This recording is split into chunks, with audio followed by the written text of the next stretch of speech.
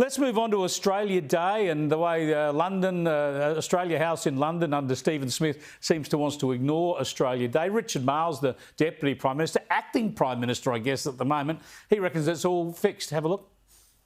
There will be an Australia Day function in London at Australia House on Australia Day next year. No ifs, no buts.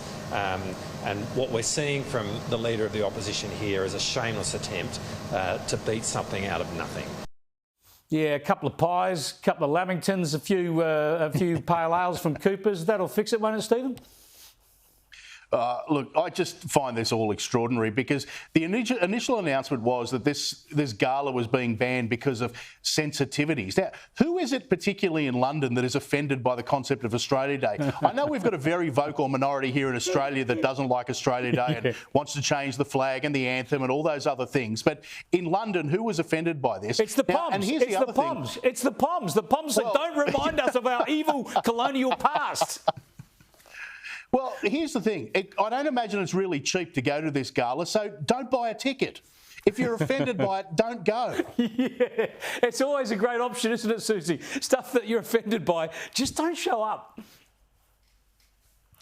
See, you and I disagree on this. I think that in time there will be less and less celebration on Australia Day, and this particular event was cancelled for whatever reason. They were saying it was too expensive, but I think that in time there will be less events like that, whether it's a gala dinner in London.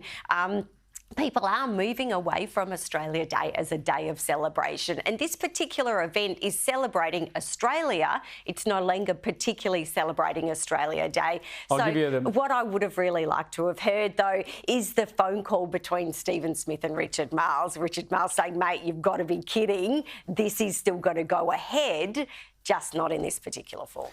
I tell you what, I think in terms of prediction, you're probably spot on. I think there is a shift away from Australia Day, but my prediction that goes on top of that is whenever you try and celebrate Australia on any day, the same people are going to complain about it and arc up about it. So the real issue here is whether Australia is something to celebrate, and I say, hallelujah, it certainly is. Let's go on to Stephen Miles, who's going to be the Premier, step up from the Deputy's job to the Premier's job. He'll be sworn in, it seems, on Friday. He's a clown, isn't he, Susie? Well, I don't know, like Peter Dutton's been saying, oh, he's a lackey of the union movement. I mean, to be honest, if you're a Labor politician and that is all he's got to go on, this is the kind of stuff that they've been throwing at Labor politicians for decades and decades. So, I don't know, like the polls are still pretty good for Labor up in Queensland. There was a big dip under Annastacia. She's gone. So, you know, it's kind of holding steady. They've got a chance of getting back in at the next election. Who knows? It is true that if you're an MP in the Labor Party, you are a union person. They all it's compulsory for Labor MPs to be a member of a union, which is kind of bizarre when that represents less than 15% of people in the country. But this bloke is rock solid union man, isn't he, Stephen? He did his thesis on politics and the union movement, and the people who have put him into this job aren't even in Parliament. They're sitting in the head offices of Queensland unions.